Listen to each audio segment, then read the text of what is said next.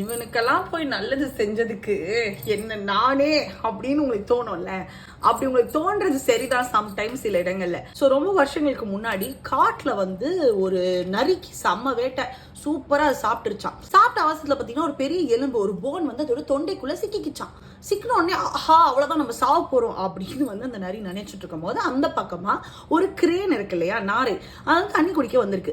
அப்ப அந்த நாரையை பார்த்து இந்த நரி கேக்குது, நாரை எனக்கு ஒரு உதவி செய்ய, என் வாயில ஒரு பெரிய எலும்பு துண்டு மாட்டிக்கிட்டு இருக்கு, அதை மட்டும் நீ உன் கழுத்து தான் பெருசா இருக்குல்ல, அதை மட்டும் நீ உள்ள வச்சு எடுத்து கொடுத்துட்டேன்னா நான் உனக்கு நிறைய மீன் கிடைக்கிற ஒரு குளத்துக்கு கூட்டிட்டு போறேன் அப்படின்னு சொல்லிச்சான். இந்த நாரையும் ஃபர்ஸ்ட் யோசிக்குது, நரிக்கு நம்ம உதவி பண்ணலாமா அப்படின்னு.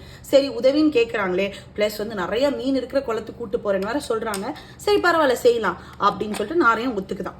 ஒத்துக்கிட்ட உடனே அந்த நரி அதோட வாயை திறந்து காட்டுது. அந்த நாரை அதோட கழுத்தை உள்ள விட்டு அந்த நரிக்கு மாட்டிருக்கிற அந்த எலும்பு துண்டை வெளியில எடுத்தும் கொடுத்துருதான்.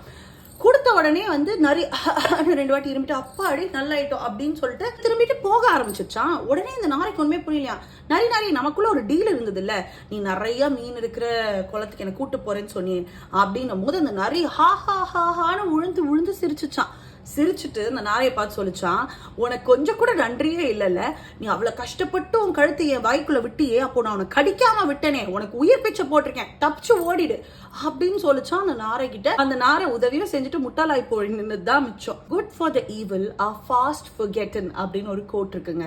நம்ம என்னதான் ஒரு கெட்டவனுக்கு நல்லதே செஞ்சாலும் அந்த நல்லதோடைய நன்றியை தெரிஞ்சுக்கிற அளவுக்கான அறிவும் புத்தியும் அவனுக்கு இருக்காது அப்படின்றதுதான் இந்த கோட்டோட அர்த்தம். இப்ப இந்த கதையில பாத்தீங்கன்னா நாரை தான் உயிரை காப்பாத்தி கொடுத்துச்சு அந்த நரிக்கு. ஆனா அந்த நரி சொல்லிச்சு பாத்தீங்கன்னா, நான் உனக்கு உயிர் பிச்சை போட்டேன்னு.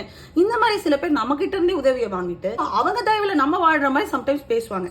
அந்த மாதிரியான டைம்ல ஐயோ நம்ம உதவியே செஞ்சிடக்கூடாது அப்படின்னு யோசிக்காதீங்க. உதவி செய்யறது நல்ல விஷயம், அது என்னோட குணம், நான் செஞ்சேன். ஆனா அதுக்கு நன்றி உணர்வு இல்லாம இருக்கிறது உன்னோட குணம், அதுதான் நீ அப்படின்னு சொல்லிட்டு அதை அப்படியே மறந்துட்டு அப்படியே கடந்து போயிடுங்க. Think about it.